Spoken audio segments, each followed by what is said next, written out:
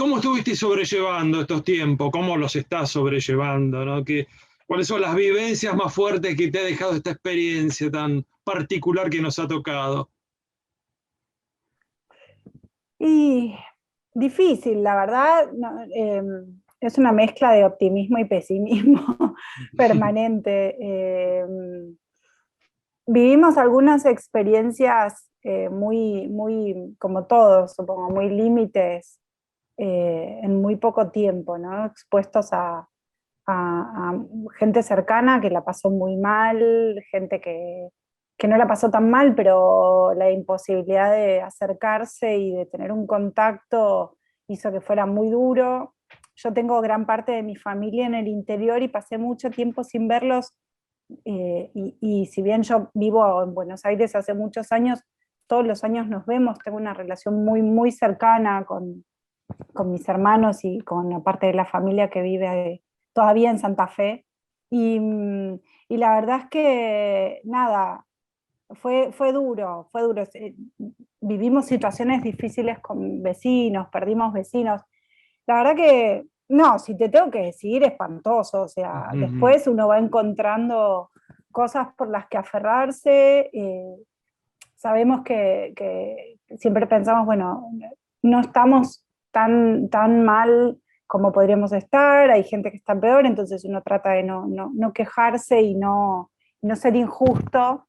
Pero bueno, la verdad es que cada uno transita el sufrimiento en su propio cuerpo y en su propia vida, entonces, nada, difícil, deseosa de que esto termine pronto para todos y que podamos reconstruir sobre lo que queda, ¿no? Con muchas dificultades, no sé, bueno, yo tengo dos hijos chiquitos y si bien creo que pudimos ayudarlos a transitar las cosas con aceptación más que con naturalidad, trabajamos mucho en la aceptación, Ujú. ¿no? Como, bueno, es horrible no poder ir a jugar a lo de tus amigos, pero ¿sabes qué? No se puede.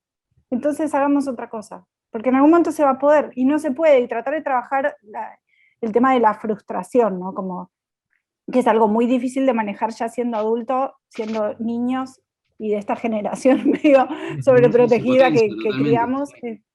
Sí, sí, pero bueno, con mi esposo trabajamos mucho eso, ¿no? Como, bueno, no se puede, y no se puede, no se puede, entonces busquemos otra cosa que hacer, y en algún momento podremos, pero tratando de ayudarlos a pensar en el bien común, ¿no? Como esto nos Ujú. trasciende, no somos nosotros y nuestros deseos, esto es algo mucho más grande que nos afecta y nos atraviesa a todos, bueno, tenemos que ser parte de esto. ¿Otras cosas por las que llorar la escribiste durante este periodo o ya la tenías pergeniada? No, afortunadamente ya la había terminado, de hecho la terminé, el cierre formal fue el 31 de diciembre de 2019, eh, porque me había puesto el objetivo de terminarla del 2019 y lo hice muy literal. No, afortunadamente la tenía terminada, no sé si hubiera podido escribir, no sé qué hubiera pasado Ujú. con la novela. Tenía otros tiempos, tenía otro ánimo, así que estaba terminada por suerte. ¿Cómo fuiste armando a Carolina, la protagonista del libro? ¿Cuándo se te apareció? ¿Cómo descubriste que ahí tenías la voz de la novela? En principio yo empecé a escribir una novela muy dura, muy difícil, que ya se ve que es medio lo mío. Em, y cuando, bueno, mi papá se enfermó muy gravemente, terminal, y yo empecé a escribir mientras lo acompañaba en sus últimos días. Y bueno, seguí escribiendo cuando mi papá falleció, y escribí un montón y en un momento me di cuenta de que no podía avanzar porque había estaba demasiado cerca, demasiado pronto, Ujú. demasiado nuevo todo, y yo no estaba preparada. Y Carolina apareció en un recodo de esa escritura. Yo tengo algo que a veces lo comento y claro, no hay forma de comprobarlo, pero supongo que ya lo van a poder comprobar en algún momento. Yo casi que estoy escribiendo siempre sobre los mismos personajes.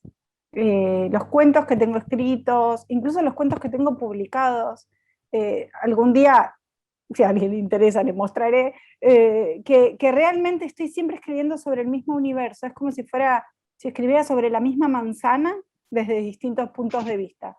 Y Carolina era un personaje de esta novela que estoy escribiendo, porque en la vida real Carolina era la mamá de mi papá. Y fue el personaje que yo usé para luego cubrirlo de un montón de otras cosas y hacer a esta Carolina. Nadie más vaquiana que vos para hablar de ese universo literario que construiste. ¿Qué características dirías que tiene? Yo diría que es oscuro, porque la verdad es que disfruto un poco de trabajar con cierta oscuridad, me gusta de la condición humana lo que gusta y lo que no, también. Es eso, es como por ahí suena muy pretencioso, como una especie de Santa María, un mini Macondo. Me armé como un microuniverso con 20 personajes sobre los que siempre estoy volviendo, ¿no? De alguna manera, y en general están todos entrelazados por familia o vecinos o amistad. Me di cuenta mucho después de eso, igual, después de muchos años de escribir, digo, mi primer libro de cuentos solista salió en, creo que 2013, ya casi no me acuerdo, y hay muchos de los personajes de esta novela en ese libro de cuentos. Entonces siempre estoy en eso, ¿no? Y es como una especie de pueblo, si bien donde yo vivía, bueno, en Santa Fe no es un pueblo, es una ciudad y es una ciudad grande, pero teníamos nosotros un comportamiento de pueblo. Esa manzana en la que yo vivía, en la que vivía mi familia, desde que mis bisabuelos desembarcaron de Italia y se compraron casi toda la manzana y vivían todos los hijos ahí, digo, tenía un comportamiento de pueblo, para mí era una especie de aldea, y en esa aldea pasaba todo. La protagonista, Carolina, anota las cosas donde sea, ¿no? Los papeles viejos, en las esquinas de los diarios. Anotar para hacer frente al olvido, ¿no? Para desafiar lo irreparable. Y es en definitiva lo que hace todo escritor, ¿no? Sí, sí, creo que sí. Creo que de alguna manera el escritor, o por lo menos me pasa a mí, me voy sosteniendo a mí misma y me voy dando vida a partir de la escritura. O sea, escribo desde la primera vez que escribí, que yo tengo recuerdo, tenía 7 años, nunca dejé de escribir. Tengo miles y miles de cuadernos y papeles, y realmente tengo fragmentos de papeles, y ahora con la salida de la novela me decía una de mis mejores amigas que me conoce de toda la vida, me decía, vos escribías poesías en papelitos y estaban por todos lados y me las dabas y las dejabas tiradas. Claro, yo no me acordaba, pero bueno, sí, evidentemente hay algo de construcción y reconstrucción en esa escritura medio desesperada y urgente, que además atraviesa todo, digo, ¿no? Atraviesa el quehacer doméstico, aparece en cualquier momento y en cualquier lugar. Y el personaje tiene una gran necesidad de contar y a su vez una gran dificultad para expresar, ¿no? Hay una tensión muy fuerte allí. Sí, sí, creo que es un personaje que terminó abrazando y cumpliendo casi al pie de la letra este mandato de que había que hacer lo que había que hacer y nada más, pero fue juntando como una especie de bomba adentro, ¿no? De necesidad de decirse, que digo, todos encontramos en mil actividades distintas la posibilidad de canalizar el deseo, hasta cierto erotismo, si se quiere, que no tiene que ver con lo sexual, digo, pero esta cosa de hacer, de satisfacernos, de buscar hacernos felices. Y ese personaje es un personaje que está, digo, metido hacia adentro y sin poder realizar esto, ¿no? Sin poder realizar el deseo. Y en este caso, digamos, creo que la enfermedad aparece como como una ventana que se abre y por la que se vuela todo, se escapa todo. Uh-huh. Hay una frase del personaje describiéndose a sí mismo, a sí misma, eh, pero que a su vez, cuando la leí, me pareció muy fuerte, muy significativa de estos tiempos, pese a que, como vos decís, la novela fue terminada antes de toda esta pandemia.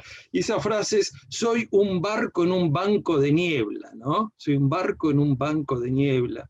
y eso me resonó tanto, tan fuertemente, y de alguna manera, si vos querés, hasta casi una profecía de estos tiempos, ¿no?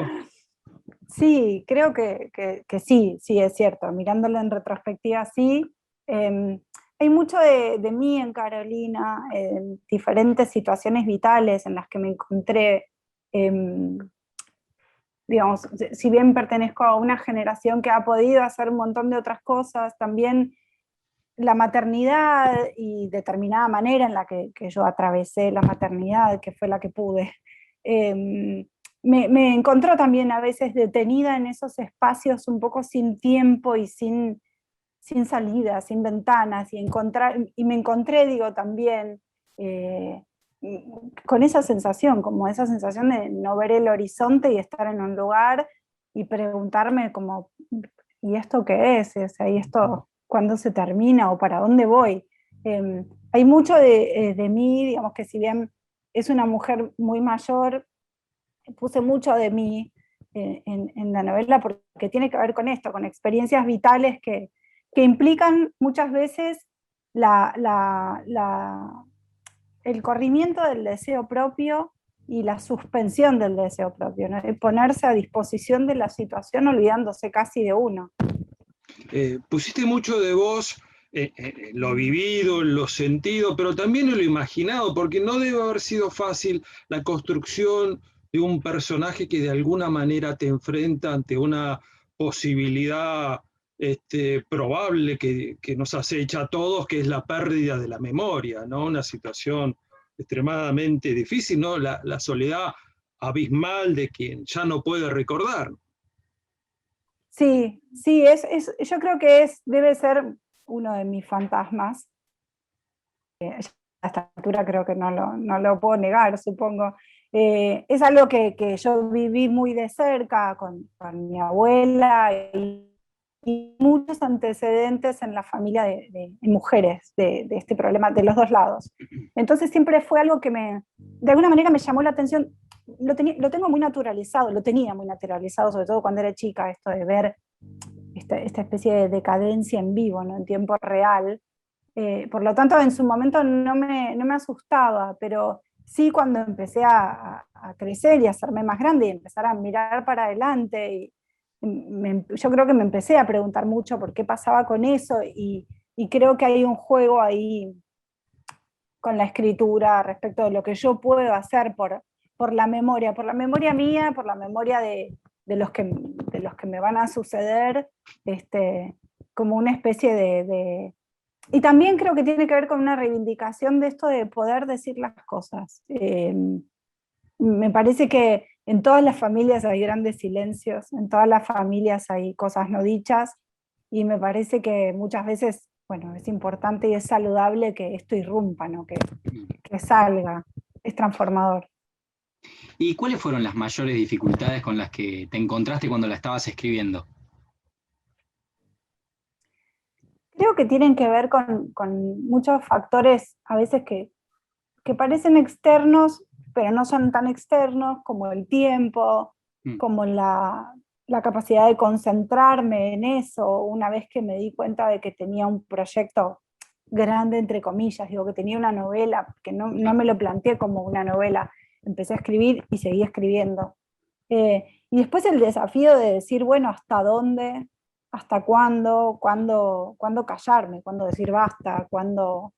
Y sobre todo me parece que quería ser respetuosa con los personajes, si bien Carolina es la protagonista, después está Antonio, y quería ser respetuosa, no quería una cuestión de juicio, no quería enjuiciar ni a Antonio ni a Carolina, quería que fueran en esa fluidez un poco desbordada y a la vez contenida y un poco rabiosa.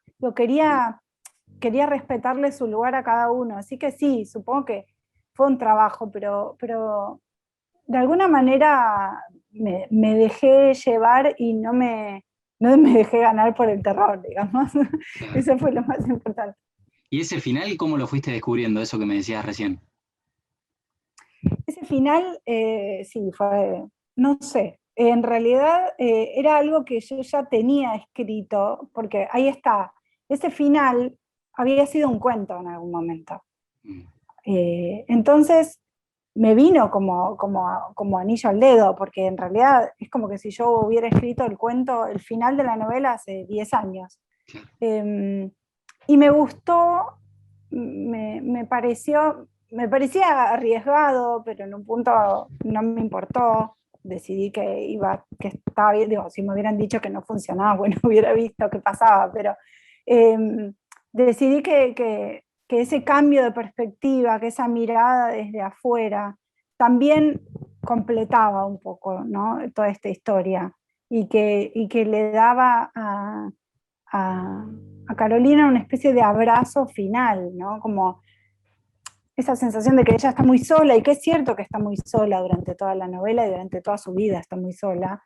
Me gustaba un poco la idea de contraponer, bueno, que muchas veces digo, todos vivimos desde nuestro punto de vista y a veces alcanza con salirse un poco para darse cuenta que, bueno, no era tan así. Y si bien era tan así la vida de ella, había alguien que la quería abrazar y que la quería ayudar, como podía, desde todas sus limitaciones, que eran muchas, y desde su crianza y desde su propio, ¿no?, desde su propio deber ser.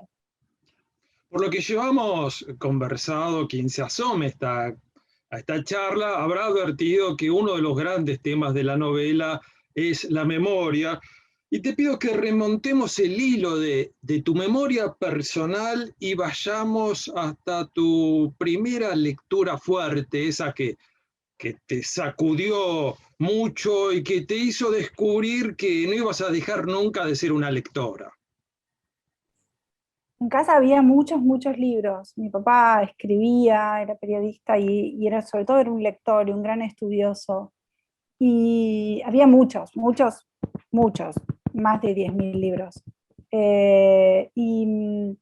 Y teníamos como un acuerdo tácito, a mí me permitían hurgar y revisar la biblioteca, y más o menos hasta donde llegara con la mano podía agarrar. Entonces, nada, yo eso, allá se dormía en la siesta, y la siesta medio en un territorio liberado, era un tiempo sin control, entonces yo iba y sacaba. Y si bien me acuerdo de lecturas, de haber leído cosas que no tenían nada que ver con la edad, leía Vasco Pratolini, leía Juana de Barburú, Alfonsina Storni, muy chiquita, 8 años, pero me acuerdo que hubo un libro que me generó algo distinto, que fue Mi planta de naranja libra, que es un libro, digamos, para jóvenes lectores, pero me acuerdo como si fuera ahora, que terminé el libro, terminé de leerlo y lo cerré, y mi mamá me llamó para almorzar, y me senté en la mesa a almorzar, y me puse a llorar, y no me podían parar. Y esa fue la primera vez que yo lloré de emoción. Fue la primera, tengo el registro fresquísimo de llorar, no por un golpe, no por un reto, no porque me había caído, o no porque había hecho algo. Fue porque me había conmocionado con algo que venía de una obra de arte. Y eso fue increíble. O sea, y darme cuenta de que a partir de ahí iba a llorar por un montón de libros y por un montón de películas, y que iba a pasar eso fue medio increíble. ¿Y volvió a pasarte alguna vez esa emoción arrasadora de leer un libro y que te ocurra eso? Sí, me pasa un montón, me pasa mucho con la poesía. A lo mejor ya no tengo el llanto tan fácil, no soy una persona muy llorona a pesar del título del libro, pero sí, me pasa mucho de conmoverme y de compenetrarme, me olvido. O sea, estoy adentro de un libro y me olvido de todo, que es una de las cosas que más, digamos, dentro de las cosas no graves que me afectó la pandemia, un poco también es esto, la concentración y la capacidad de involucrarme tanto con las cosas que leo. Pero sí, soy muy de entregarme totalmente a los libros que leo, y además me fanatizo un montón, y por ahí agarro a un autor que me gusta y leo 5 o 6 novelas, todos sus cuentos, y a veces hasta les he escrito, si son contemporáneos y argentinos, después me quiero morir por escribirles y me da vergüenza, pero muchas veces les escribo porque me comprometo mucho con la lectura. Claro. Bueno, estábamos hablando recién de tus libros y vos empezaste escribiendo libros para niños y niñas. ¿Qué era lo que más te gustaba de esa zona de la literatura? ¿Qué era lo que te motivaba a cultivarla, digamos, a escribirla? Empecé porque era como la posibilidad de llegar a esos niños y niñas lectores como los que yo fui, ¿no? Claro. Me parece que eh, los chicos y las chicas que están expuestos a libros desde muy pronto, desde su infancia, tienen una posibilidad enorme de convertirse en lectores y eso me parece muy valioso. Me parece que la lectura es transformadora, aunque uno no se vaya a dedicar ni a la literatura ni a nada que se le parezca. Pero la comprensión lectora, la capacidad de leer y entender y abstraerse y comprender lo que dice un texto, me parece que es sumamente útil en todos los campos de la vida. Eh, entonces digo, poder ser yo autora de libros que estén en las bibliotecas de esos pequeños y pequeñas lectores me parecía como un honor, o sea, algo muy, muy importante. Y, y me gusta mucho jugar. Los últimos libros que escribí son para chicos muy chiquititos y chicas muy chiquititas, de 1 a 3 años.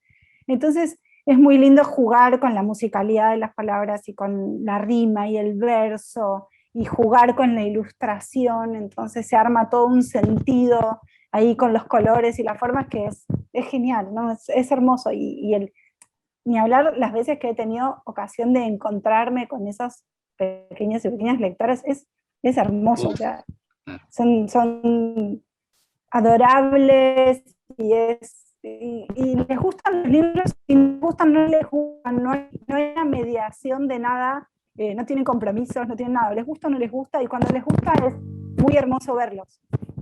Bueno, algunos representantes de esos pequeños lectores, por lo que vos decís, los tenés en tu casa. No sé cuántos hijos tenés, Luciana.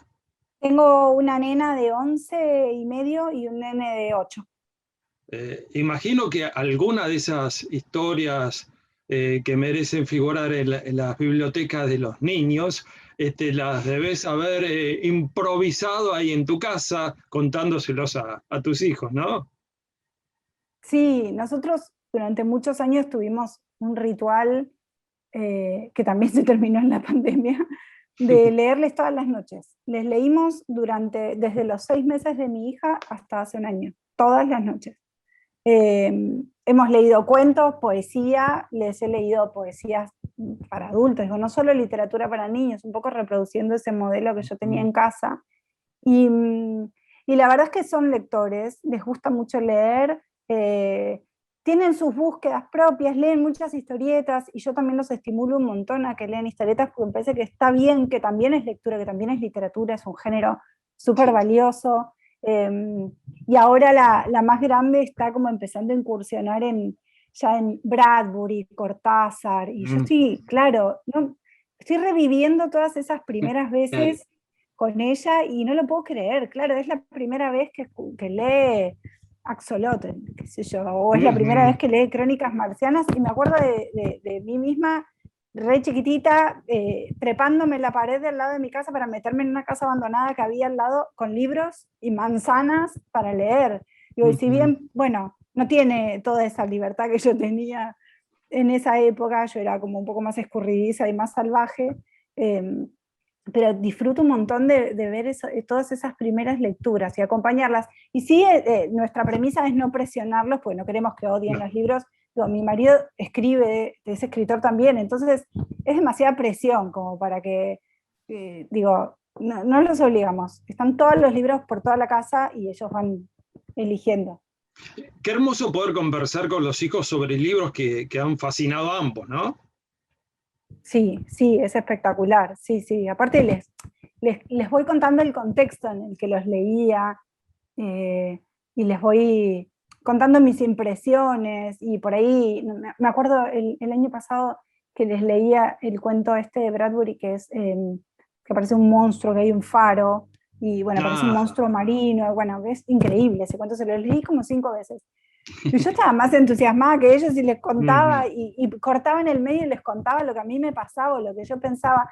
Y están acostumbrados, porque nos escuchan hablar muchísimo digamos, de la cocina de la escritura, de la lectura y de los lectores, de los escritores y escritoras que leemos. Entonces, están muy, muy acostumbrados. Y así como tenemos una especie de educación, en vez de la educación sentimental, es la educación literaria, también la tenemos con la música. Entonces escuchamos mucha música y los chicos escuchan. La otra vez en la escuela me contaba mi hija que la maestra puso música para que se relajen y puso Coltrane, y ella dijo, ay, esa escucha mi mamá.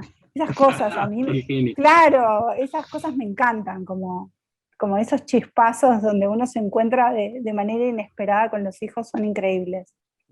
La Sirena creo que se llama ese cuento de Bradbury. Sí, La Sirena, no me acordaba el título, sí, increíble. Sí. Otro autor de mi infancia, mi mamá, es muy fan de Bradbury, y creo que leí todo junto, o sea, debo haber empezado y terminado, y a medida que iba saliendo, por supuesto, iba leyendo más, pero también tenía una obsesión con Bradbury. Permitinos conocer algunas cosas más de tu vida, acerca de tu vida. Por ejemplo, vos sos porteña, pero creciste en el litoral, ¿verdad? ¿Cómo es eso?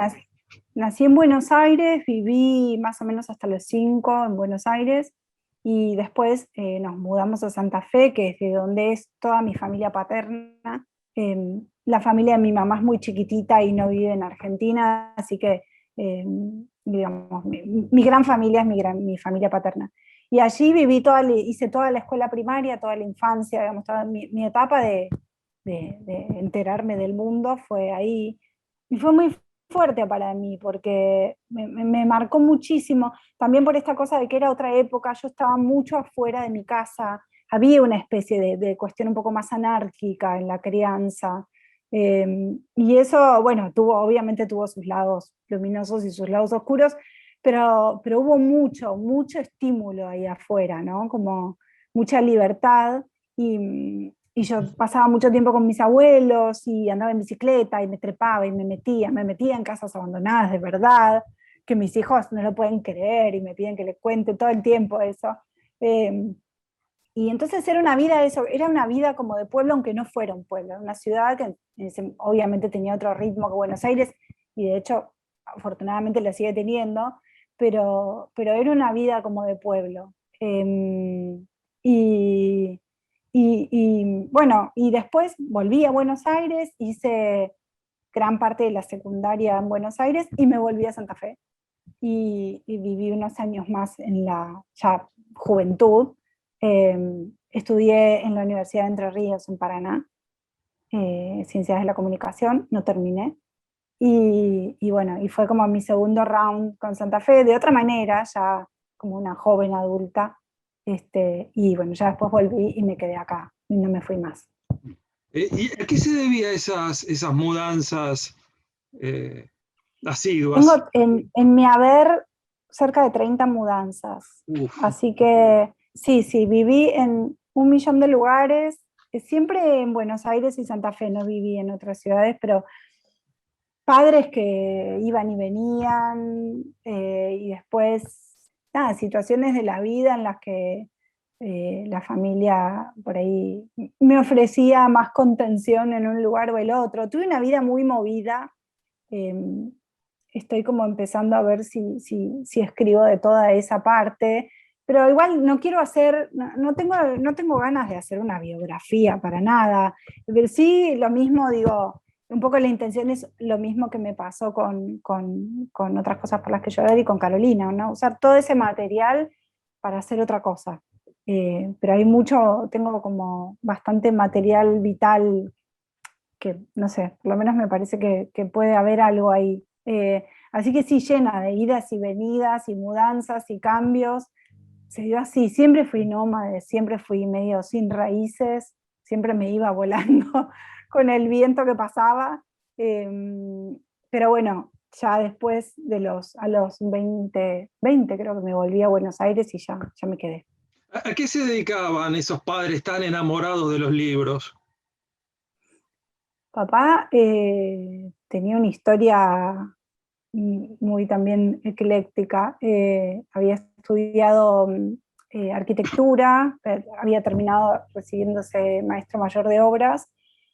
Siempre fue un hombre muy lector, muy culto, venido de una familia inmigrante no analfabeta, pero casi, digamos, gente que había llegado a hacer la escuela primaria y nada más. Y siempre le gustó leer y cultivó la lectura y estudió y era cultísimo y súper preparado. Y en esa casa nací yo, y mi mamá también venía de una familia. Mi abuelo materno era publicitario y escribía guiones para la época de oro de la radio, era guionista, si no me equivoco, era del guionista Antonio Carrizo, Ajá. trabajaba con Carrizo. Sí, sí, sí, trabajó creo que con Subiela, cuando Subiela empezó, me parece que mi mamá me contó alguna vez que trabajaba con mi abuelo. Mi abuela era locutora también en esa época, también en la época de oro de la radio con Pinky, o sea, había como ahí todo un mundo, y mi abuelo materno escribía cuentos también. Así que, y mi mamá es correctora y es traductora, eh, así que siempre hubo mucho diario, mucha redacción, mucha prensa cerca. Y bueno, esa gran, enorme biblioteca a la que yo me iba escalando, nada, al final ahí encontré como mi destino. Para ganarte la vida o la sobrevida, digamos, has hecho muchas cosas, ¿no? Entre otras, libros como Ghostwriter, ¿verdad? Sí, sí, sí, trabajé muchos años como periodista, también escrita, en periodismo gráfico. Después, bueno, un poco con la maternidad y un poco antes, justo cuando se enfermó mi papá, que un poco dejé todo de lado para acompañarlo y cuidarlo durante un tiempo, dejé el periodismo gráfico porque, bueno, todos los que pasaron por periodismo gráfico saben que tiene unos ritmos y unos tiempos que son un poco tremendos a veces. Sí. Y bueno, me dediqué más a trabajar escribiendo distintos tipos de textos para distintas cosas, y apareció lo de ghostwriting hace unos años ya. Sí, que es básicamente escribir sin poner el nombre de uno, ¿no? Escribir como al servicio de otras personas, eh, y de otras voces. Y nada, es divertido, me gusta. Obviamente siempre hay trabajos que gustan más y menos, pero por suerte todavía no me encontré con tener que hacer nada que me parezca muy un horror. Y de alguna manera puede nutrir también tu propia obra, ¿no? Con cosas que ocurren, Sí, ¿no? sí, ¿No? sí, sirve, y además el entrenamiento de estar escribiendo siempre funciona un montón. A mí me sirve un montón porque no siempre puedo estar escribiendo literatura, pero siempre estoy escribiendo. A veces es agotador, a veces tengo que escribir demasiado para otras cosas, y cuando ya llega la hora de escribir para mí no tengo ganas. Pero bueno, es una constante pelea para ver quién gana, si los otros o yo. Pero a mí el entrenamiento de la escritura me gusta un montón, es una gimnasia, aparte me divierto mucho escribiendo. Para mí, cada vez que me tengo que sentar a escribir algo es como, bueno, a ver cómo le gano a esto, o sea, es como un juego, es como si estuviera jugando todo el tiempo, que no se enteren mis jefes, ¿no? Pero No, está buenísimo. no me van a querer pagar si estoy jugando. Teniendo, teniendo en cuenta esta vocación lúdica irresistible que tenés por escribir y que esta novela de la que hemos estado hablando, otras cosas por las que llorar, la terminaste de escribir en diciembre del 2019, imagino que tendrás un cosquilleo en los pulgares por escribir algo nuevo si es que ya no lo estás escribiendo, ¿no? Sí, lo primero, como soy un poco de anticiparme a las cosas y todo, lo primero que pensé cuando estaba terminando la novela es, dije, ahora vas a ver lo que es que no se te ocurra nada. Y pensé que me iba a enfrentar a un páramo, o sea, no solo a la pandemia que todavía no sabía que venía, sino a un páramo de silencio total. Y no, por suerte no me pasó. Eh, Estoy escribiendo, estoy con dos proyectos un poco en simultáneo. Eh, Aprendí mucho escribiendo esta novela, aprendí mucho sobre mí, aprendí mucho sobre mis tiempos, aprendí mucho sobre cómo trabajar un proyecto de largo alcance, si se quiere, de largo aliento, y entonces no me estoy presionando ni me estoy poniendo metas que además nadie me pidió, así que por suerte en ese sentido estoy tranquila, pero sí, estoy escribiendo y estoy contenta con lo que estoy escribiendo. Para mí, haber terminado esta novela permitió fue como darme cuenta de que había algo que podía hacer y que a partir de ahora ya está, ya puede. Y como ya pude, lo podía seguir haciendo. Así que, nada, estoy contenta, sí, estoy escribiendo como puedo y cuando puedo, ¿no? En todos los papelitos que hay por la casa voy escribiendo.